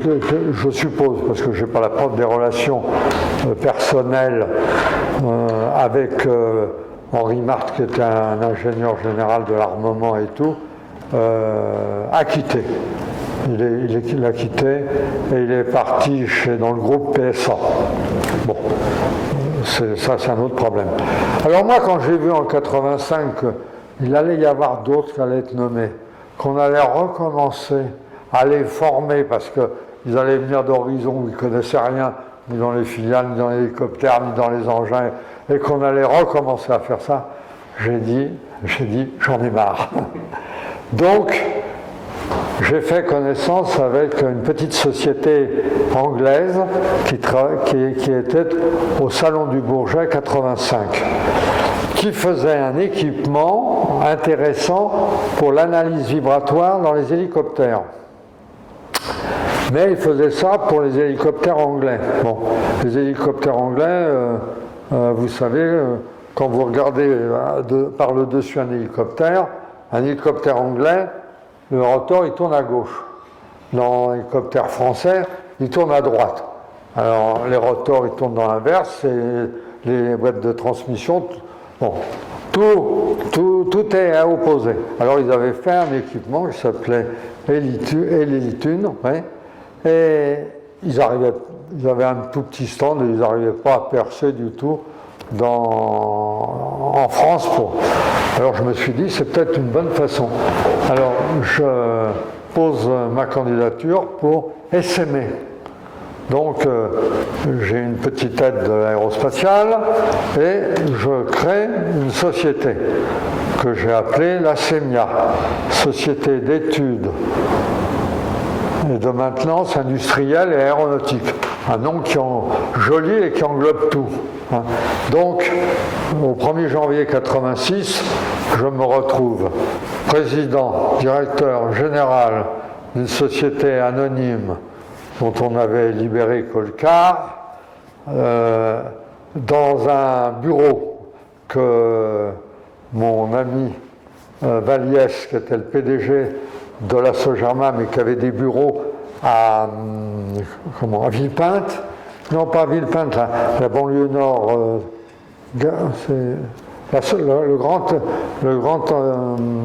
la grande zone industrielle qu'il y a peut-être avant Villepinte. Bon, le nom m'échappe. Hein. Alors, dans ces installations où ils avaient beaucoup de pièces détachées, etc., il m'a dit, hey, pour te dépanner, je te trouve un bureau, hein, et tout, une chaise, et puis un téléphone, et puis tu te débrouilles. Hein. Bon, alors, le 2 janvier, je me suis retrouvé là, tout seul, plus rien. Ça, c'est une expérience que je souhaite à personne d'autre. Hein. Parce que quand j'étais au boulevard Montmorency jusqu'à fin décembre, le matin, on recevait la revue de presse, on recevait tout, il y avait les machines à café. Puis là, d'un seul coup, vous vous retrouvez seul dans un bureau avec plus rien. Bon, alors j'ai commencé à écrire 2-3 trucs, qu'est-ce que j'allais faire, des coups de téléphone à des amis, et puis j'ai dit à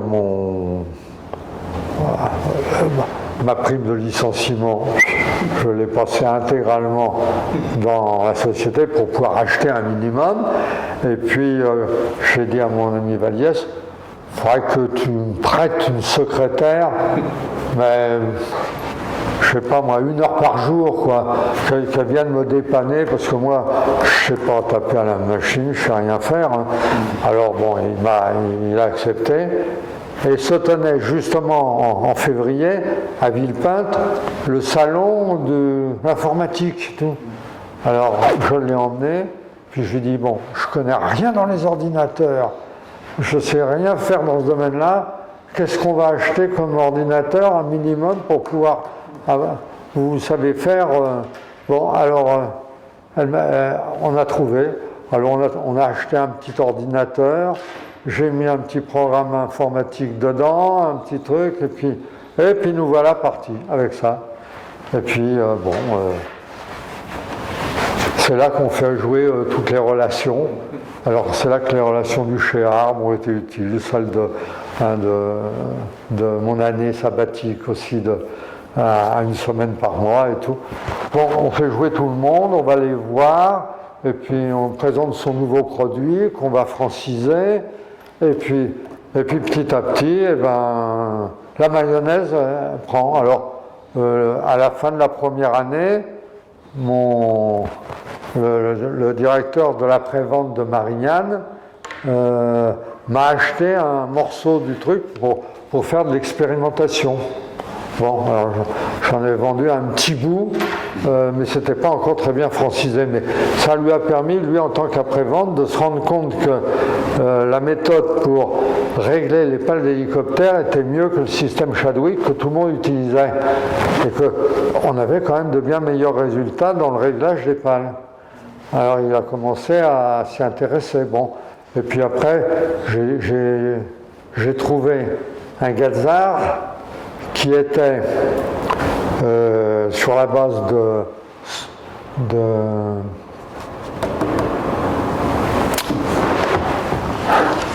au nord de Paris, là.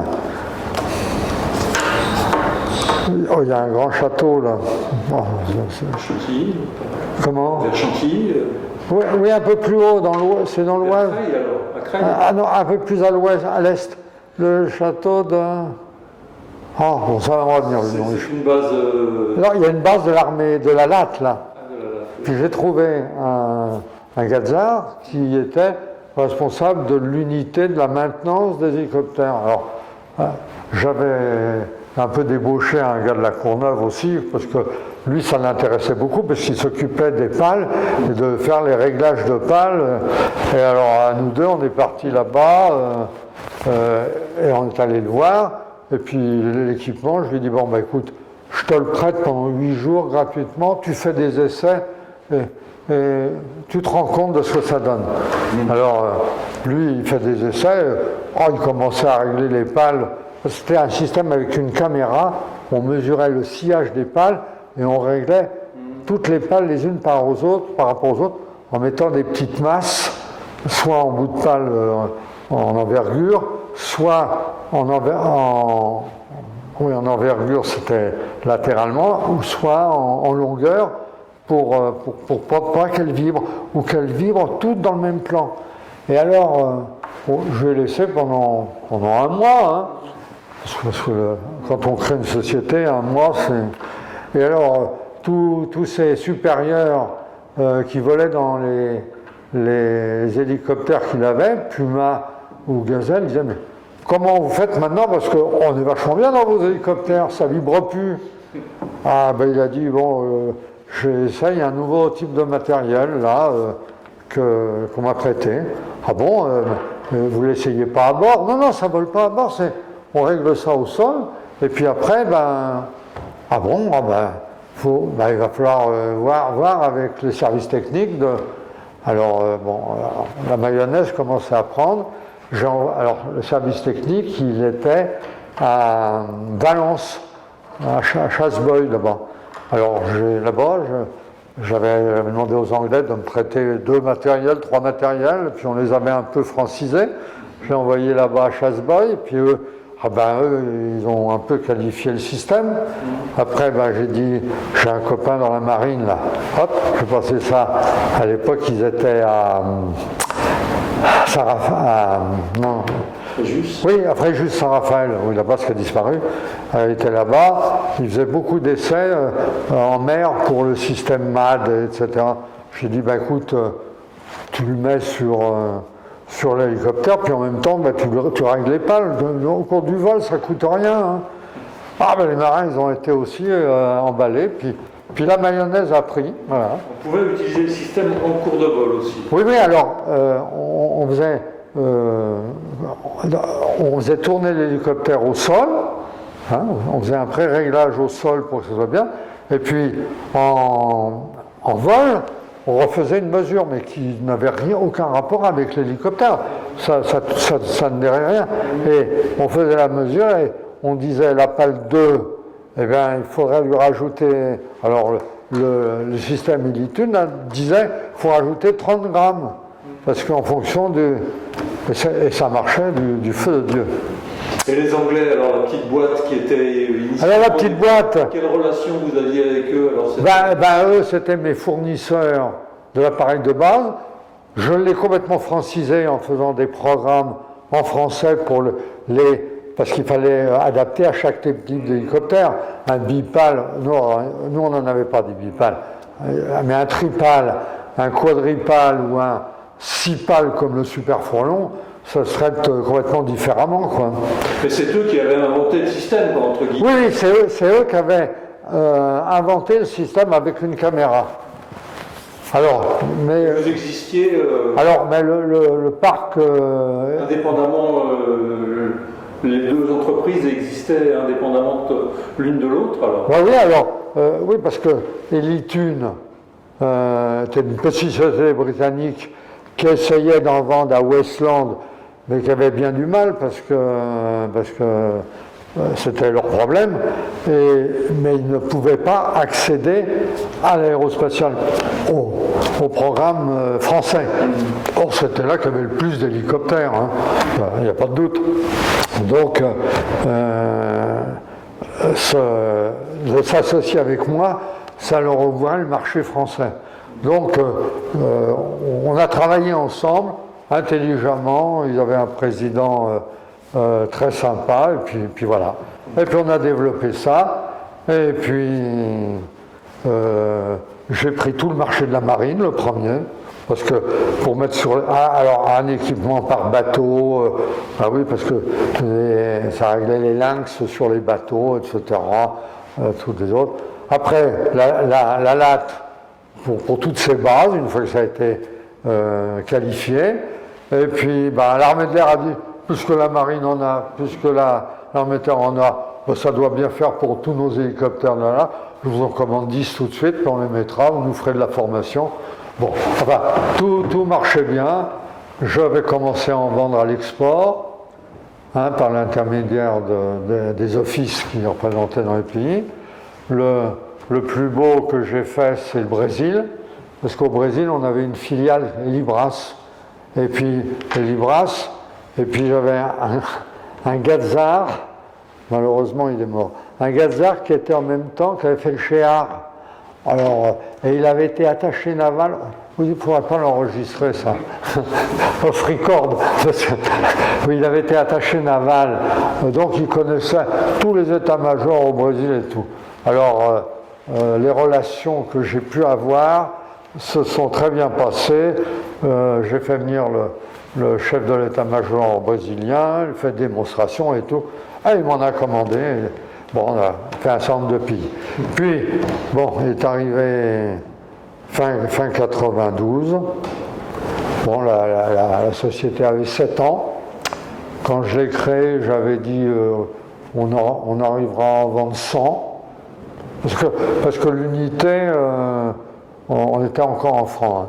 L'unité, avec tous ses accessoires et les cartes et tout, ça valait pas loin de 500 000 francs.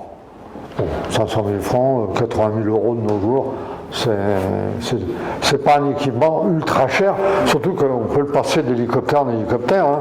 Quand on a une flotte, c'est ce qu'avait compris Air Monaco. Hein. Air Monaco, il m'en a acheté un, puis les hélicoptères qui arrivaient sur leur base technique de Monaco, ils réglaient les pales, et puis après, les gens, ils étaient satisfaits, les hélicoptères ne vivraient plus entre Monaco et Nice. Bon, ça faisait partie de clients.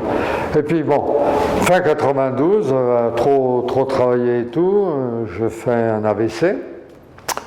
Alors un AVC, bon, on m'a récupéré parce que ma femme et mon fils se sont rendus compte que j'avais quelque chose. À l'hôpital, j'ai été récupéré dans les 2 heures. Je suis resté à l'hôpital et puis au bout de 8 jours, je recommençais à prendre un peu de poil de la bête. Au bout de 15 jours, la secrétaire m'amenait quelques papiers et tout. Et au bout de 3 semaines, c'était redevenu le bureau. Alors, le chirurgien il est venu me voir, il m'a dit « Vous n'avez pas compris que ce que vous avez fait, c'était grave, on vous a pris à temps, vous n'avez pas de séquelles là. Mais la prochaine fois, vous y passerez. » Alors, j'ai dit, je me suis dit, eh ben, j'arrive à 60 ans, c'est l'âge d'arrêter toutes mes activités à 7 jours sur 7 et aussi prenantes, et je vais revendre ma société. Voilà. Et comme je voulais faire ça discrètement, dans un interview comme le vôtre, on dit comment on fait, j'ai été vu celui qui était le président du CLENAM. Le CLENAM, c'est un club entreprise Arts et Métiers, qui fait soit de la création d'entreprise, soit de la transmission d'entreprise. C'était un Gazar ami. Je lui ai dit, écoute, tu me cherches un repreneur pour ma société. J'ai fait une fois un exposé sur je ne sais plus quel thème, mais bon, il me connaissait bien et tout. Il m'a dit, bon, bah, je vais essayer de te trouver un bon repreneur. Il m'a trouvé un bon repreneur, on s'est mis d'accord, on a fait tout. Et au cours de l'année 93, au moment du salon 93, eh ben, il est devenu le PDG, je lui ai recédé ma société. Et c'est comme ça qu'à partir de 93, j'ai pris ma retraite et j'ai dit, maintenant, c'est le repos, plus rien. Eh ben, dites donc, peu de temps après, je suis rentré dans l'association des vieilles racines. Et dans l'association des vieilles racines, je suis devenu le trésorier que j'ai été pendant 15 ans. Bon, je suis arrivé à trouver un successeur. Bon, mais je suis toujours membre des vieilles racines et tout. Je suis rentré dans ce qu'était mutualiste pour la santé, le décès et autres. Mais je suis rentré comme le trésorier et après on avait trop de boulot, on s'est séparés, je suis devenu président d'Arts et Métiers Mutuels, bon, que je suis arrivé à revendre à une mutuelle de façon à après s'occuper de la santé, mais j'ai fait ça et je suis toujours à l'heure actuelle trésorier de l'union de mutuelles que nous avons pour s'occuper des capitaux d'essai. Et puis après, un jour, à l'Assemblée Générale des anciens de l'armement, ils cherchaient un commissaire aux comptes. Alors j'ai levé la main, j'ai été commissaire aux comptes pendant 10 ans. Bon, ça permet d'entretenir les relations, les bonnes amitiés, l'aéronautique et tout. Puis là, maintenant, je commence à me faire un peu vieux. Alors petit à petit, je lâche et puis je m'intéresse toujours à l'aéronautique, mais je sais que c'est la fin de ma carrière. Ouais, je crois que je vous ai vous avez aussi tout raconté. Vous avez intégré aussi l'Aéroclub de France, enfin, que vous n'avez... Alors, j'ai été à un moment membre de la 3AF, du moment où j'étais à l'ESRO. Mais après, quand je suis passé dans les hélicoptères, la 3AF a trop viré de bord sur le spatial. La 3AF, c'est que du spatial, quoi. Il n'y a jamais de conférence sur les hélicoptères qui sont restés dans mon cœur ce que j'ai fait de plus intéressant, quoi, hein, parce que en 69 j'ai commencé et je les ai arrêtés en 85. J'ai fait quand même 15 ans d'hélicoptère. Enfin, ma carrière, presque 40 ans, pas tout à fait, se divise vraiment en deux étapes. La partie purement technique, hein, le bureau d'études de Courbevoie, et puis après les développements des fusées-sondes, l'ESRO, les hélicoptères, la création d'HEI, les programmes futurs et tout. Bon, ça c'est presque 19 ans.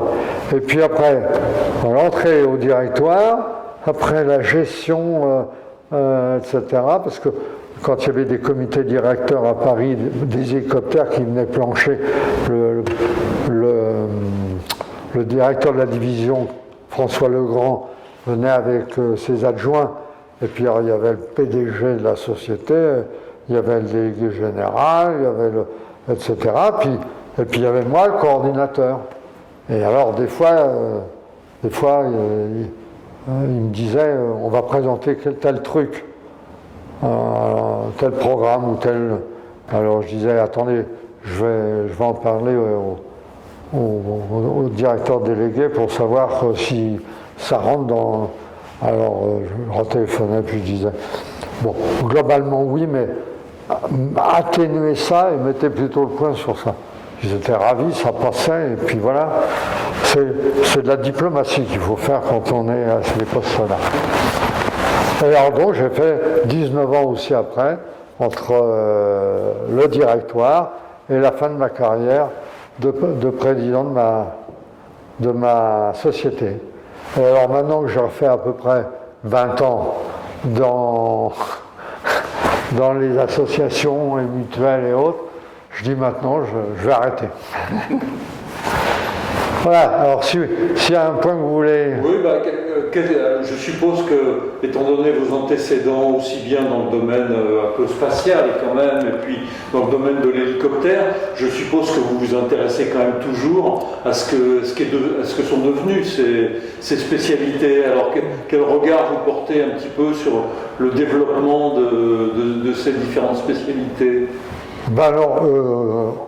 Je continue à suivre un petit peu dans la mesure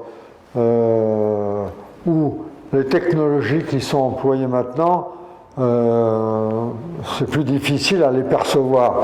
Bon, maintenant, vous voyez sur tous les avions, en bout d'aile, vous avez des leaflets là, qui sont en bout d'aile. Maintenant, on commence à les mettre sur les hélicoptères. Bon, alors, je ne sais pas comment ils font les mesures, je ne sais pas comment sont les saumons de bout d'aile, pour comment on peut mettre les masses, parce que ça remonte. Est-ce qu'il va falloir faire ça en dimension, en envergure, et puis aussi dans la troisième dimension? Je ne sais pas, mais je pense qu'il y a des gens qui se penchent là-dessus. Maintenant, tous les rotors sont en composite. Tous les rotors sont en composite. Je revois l'Alouette 2, l'Alouette 3. Il y avait des barres de tierçage pour que les pales, parce que le gros problème d'un hélicoptère, c'est la pale. Elle est, alors quand on est français, on tourne à droite. Donc la pale, l'hélicoptère il avance, la pale est avançante. Puis quand elle arrive dans l'axe, et ben après elle est reculante. Et puis quand elle a refait 180 degrés, elle redevient avançante. Donc elle a un profil. Donc quand on a un profil de pale avançante, ça se comporte comme une aile. L'important c'est la traînée. Mais quand c'est une pale qui devient reculante, là elle engendre des vibrations parce qu'elle est prise par le bord de fuite. Parce que l'hélicoptère il avance. Alors, tout ça, c'est compliqué. Mais on ne fait plus que des pales plastiques maintenant, qui ont des durées de vie infinies. C'est-à-dire que quand je m'en occupais, on faisait des pales qui avaient des durées de vie 100 heures, 150 heures, on les démontait, on ne savait pas encore faire interchangeabilité pale par pale. On a su le faire après. Et puis alors, on avait des pales avec des longerons creux. Le Puma, le Super Frelon. Donc, le longeron étant creux, on avait des gens spécialisés avec une petite pointe. Tac, tac, tac, tac, tac. Ils tapaient tout du long pour voir s'il n'y avait pas des fissures. Parce qu'on avait le système BIP. Le BIP était un capteur qui était en bout de pale, et alors on mettait un gaz dans le longeron. Et donc le BIP, il était rouge ou il était jaune. S'il n'y avait plus d'air, c'est un indicateur, il était jaune. Et quand on avait rechargé, il était rouge. Donc avant chaque vol, on regardait si le BIP, le BIP, était rouge ou pas. Et s'il n'était pas rouge, c'était interdiction de voler. C'est-à-dire qu'il fallait changer la pale et tout. Il y a eu un très grave accident comme ça dans les tout premiers temps, parce que le BIP était jaune et ils ont quand même décollé. L'hélicoptère s'est craché, la pale a cassé en vol. Bon, de nos jours, c'est tout des longerons pleins avec des profils qui sont totalement différents. Alors, cette technologie, on arrive un peu à la savoir au travers de la documentation, au travail, mais mon usine de la Courneuve, où j'ai passé quand même un certain nombre d'années, elle a été déménagée, je crois que c'est la semaine dernière, elle est au Bourget maintenant. Voilà. Alors bon, peut-être qu'un jour, avec les vieilles racines, on ira visiter l'usine des pales du Bourget. Et je garde toujours des relations avec bon nombre d'anciens. Et le nombre de fois où, avec mon ami Vital Ferry, nous sommes allés à la convention hélicoptère aux États-Unis, je peux dire que de 1980, 80-82, jusqu'en 93, on y est presque allé tous les ans. Et on aimait bien aller à la convention hélicoptère, parce que là, on voyait tous les constructeurs, on apprenait tout ce qu'ils font. Alors maintenant, bon, on ne va plus à la convention hélicoptère. Voilà. Et vous avez piloté vous-même des hélicoptères? Non, alors je ne suis pas pilote, mais j'ai eu l'occasion de faire des vols d'essai avec les pilotes de Marignane. Alors notamment, je rappellerai cette anecdote, j'avais accompagné, quand j'étais à Paris, là, le détaché air, ou peut-être air, du ministère britannique à l'ambassade de Grande-Bretagne à Paris. Donc, venant là, il venait d'une unité, je ne sais pas laquelle, en Grande-Bretagne, et donc il a dit, mais les hélicoptères, c'est une des parts importantes de l'armée de l'air. Je voudrais aller voir Marignane. Bon, alors on m'a dit, vous allez l'accompagner. Bon, alors on part tous les deux en avion, parlait un peu français, moi je parlais qu'en anglais avec lui. Bon, on arrive à Marignane, il est reçu par le directeur, on lui fait visiter un peu les choses de la fabrication, pour qu'il se rende compte de l'usine, la taille, etc. Et puis, l'après-midi, on lui fait faire un vol d'essai sur Puma. Et je me rappelle toujours de ce vol d'essai, c'était un Puma, c'était le Puma pré-série numéro 5. Il était équipé, il y avait le pilote et le copilote, puis au milieu, il y avait un tableau de bord pour le mécanicien, qui surveillait tous les paramètres de la mécanique, la pression dans la BTP, etc. Bon, il y avait un tableau mécanicien. Alors, Coffigno, il me dit, écoute, tu vas t'asseoir là, tu mets la sangle, tu seras au centre, tu verras tous les instruments bouger, et puis tu participeras comme ça au vol. Bon, ok. Ce que je ne savais pas, c'est ce qu'il allait faire. Parce que, bon, alors il a fait un vol, monter, arrêter, descendre et tout. Puis après, il a dit, je vais vous montrer à l'autre la maniabilité. Et alors, il a dit, bon, vous voyez, là, il y a un étang. Bon. Eh bien, alors, on passe, et puis on passe à la première fois verticale de l'étang. Puis il fait un virage, et puis on repasse autour de l'étang. Et les virages sont devenus de plus en plus serrés. Ce qui fait que, à peine étions-nous passés au-dessus de l'étang qu'on était sur la tranche, et on repassait l'étang, et de l'autre côté, j'ai cru que j'allais laisser la vie. Bon, et ça a fait ça une dizaine de fois. Après, on est revenu au calme. J'avais le cœur qui... Bon, et puis ça s'est terminé comme ça. Puis j'ai dit merci beaucoup à Coffigno. J'ai fait un autre vol très, très intéressant. C'était dans une gazelle, non, dans un écureuil, oui. On était au ras de l'eau, entre tous les rochers qu'il y a au large de Marignane, et le pilote à 100 à l'heure. Tous les rochers comme ça, un coup, c'est hallucinant, hein, mais il connaît les rochers par cœur. Je ne sais plus comment il s'appelait.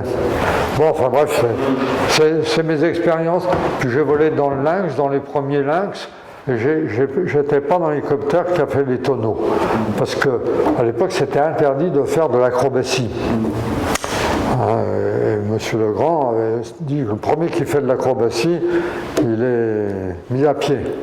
Bon, donc il ne faisait pas de l'acrobatie. Et les Anglais, ils ont paru plus malins.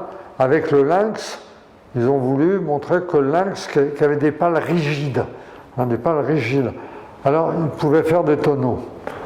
Alors ils ont embarqué un certain nombre de gars, moi je ne suis pas monté.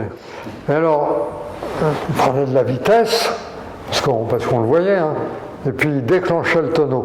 Alors d'abord, c'est pas un tonneau, un vrai tonneau autour de l'axe, comme c'est un tonneau baraqué. C'est-à-dire, c'est un tonneau, parce qu'il ne faut pas que les pales se replient. Je le découpe la queue et tout le monde voit ça. Et c'est assez compliqué. C'est assez compliqué de faire. Alors, il déclenchait le tonneau, mais il n'arrivait pas à passer sur le dos. Alors, c'était une acrobatie. Il arrivait à grande vitesse, il déclenchait, il faisait ça, et puis il revenait. Et puis au bout de je ne sais pas combien, 4-5 coups, enfin, il a dû. Hop, ils ont fait un tour. Ben, ils s'en souviennent encore. Non, ceux qui étaient que je connaissais, ils sont morts. Mais ça, alors depuis, on voit au Salon du Bourget des hélicoptères qui font de l'acrobatie. Bon, parce que ce qu'il ne faut pas, c'est que les pales décrochent et découpent la queue. Hein, c'est ça le reste. Il faut toujours être en portance. Alors,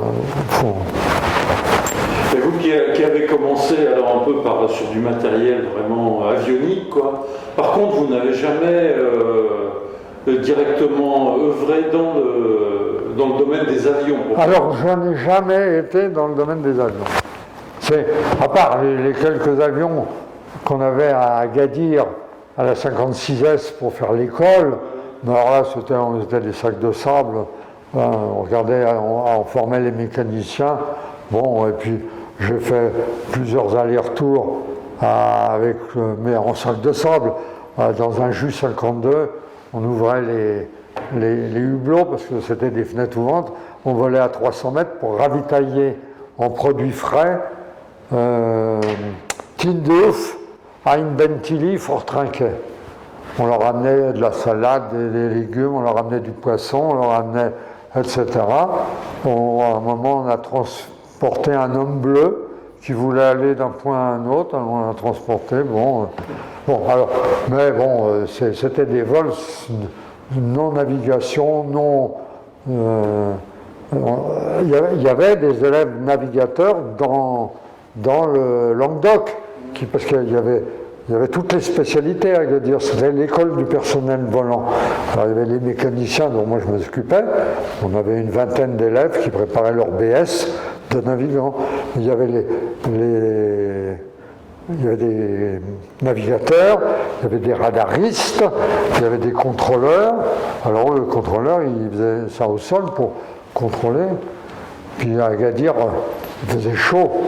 Et alors il y avait ce qu'on appelait le mur de la chaleur. Parce qu'il fallait. On avait 3 ou 4 Languedoc qui décollaient pour aller faire les patrouilles en mer pour former les mécaniciens. Bon. Et alors, on en faisait décoller un qui passait, et puis si la température d'huile ne montait pas au-dessus de 98 degrés ou autre chose, il pouvait passer après, ça refroidissait. Alors il disait au deuxième, vous pouvez décoller, j'ai passé. Mais l'autre, il était resté en bout de piste en train d'attendre, ça a chauffé.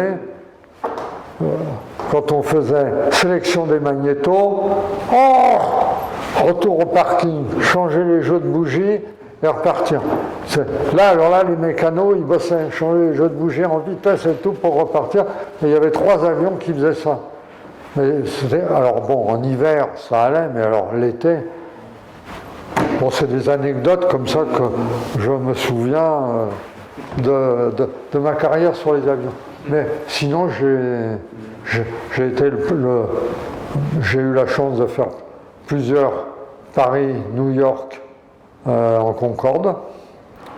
Bon, ça, je suivrai à M. Barbet quand il était dans la période 80, parce qu'on avait des délégués généraux et plein d'usines après aux États-Unis. La filiale de l'aérospatiale est à Grand Prairie, entre Dallas et Fort Worth. Il y a une usine pour les avions légers à Raleigh. Maintenant, je sais qu'il y a une autre usine pour les hélicoptères à Columbus. Il y avait Bon, alors le but, c'était, on avait un délégué général aux États-Unis, il s'appelait Pierre Marion, et qui coordonnait tous les établissements. Mais une fois par an, on partait de Paris,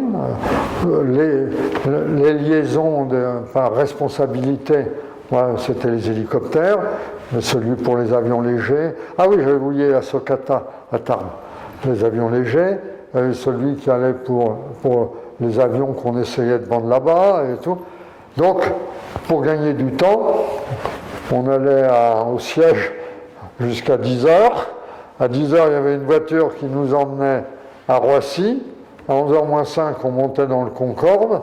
Il décollait, on arrivait à 8h30 du matin à New York. Et là, on faisait la réunion avec les responsables et tout ça. Bon, 8h du matin, mais il était déjà 16h ou 17h. Et après, on reprenait un avion pour aller chacun Alors, je reprenais un avion avec le responsable hélicoptère, et puis on arrivait 3h30 plus tard à Dallas. Et puis alors là, il était déjà 2 ou 3h du matin, et alors, comme il savait qu'on arrivait, on avait préparé un petit dîner au cas où. Alors les vols Concorde dans ce sens-là, c'était tuant. Les vols Concorde dans l'autre sens, c'était la gloire. Parce que les vols Concorde, ils repartaient à l'époque à 11h du matin. Enfin non, ils repartaient à 13h, puisque c'est 11h ou 13h, je ne me rappelle plus. Et on arrivait à 17h à Paris avec le décalage horaire. Alors on avait bouffé la journée, on repartait pour une journée normale.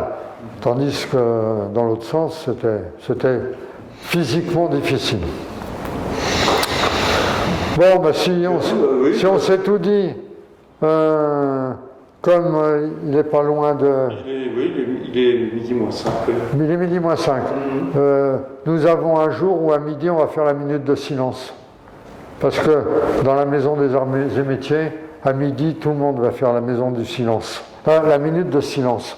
Bien, vu les circonstances, en souvenir des voilà, c'est pour ça que ça précise bien les dates où j'ai eu le plaisir de vous rencontrer, puisque au tout début on a parlé des tristes attentats et à la fin on commémore la minute de silence à la fin de cet entretien qui m'a beaucoup plu. Je pense que je vous ai fait le récit de ma carrière et que j'aurai plaisir à écouter après ce que vous avez enregistré. Très bien, écoutez, en tout cas, merci beaucoup. Monsieur Audouin, je vous remercie. Confié tous ces souvenirs. Voilà. Fort passionnant. Moi, je vous remercie infiniment d'avoir organisé cet entretien qui m'a permis de vous dire ce que je pensais de ma carrière aéronautique. Merci beaucoup. Merci.